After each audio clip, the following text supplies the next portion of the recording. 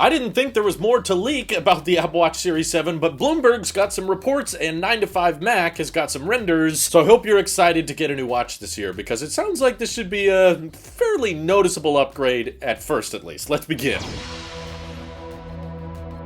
So first of all, huge shout out goes to Parker from 9to5Mac to making some amazing renders based on what we heard from Bloomberg. Basically now we can estimate the display for the 45mm Apple Watch Series 7, which is rumored to be 1.9 inches. Doesn't sound like a big difference from before, but when you're considering how small displays we're talking about, these are not smartphone screens, we're talking about screens that sit on our wrists. In that case, a 16% larger display overall is a pretty big deal. And from this report, we now know the resolution of the 45mm Apple Watch, which is 396 by 484. Resolution could be wrong. Okay, we're in the rumor territory here, but we're finding out that these updated displays, of course there will be a 41mm screen size as well, are going to ship with customized watch faces. So if you were not convinced you needed to upgrade from your Series 4, 5, or 6, the custom watch faces have proven to be a successful way at getting people to upgrade, because you're suddenly going to be treated as a second-class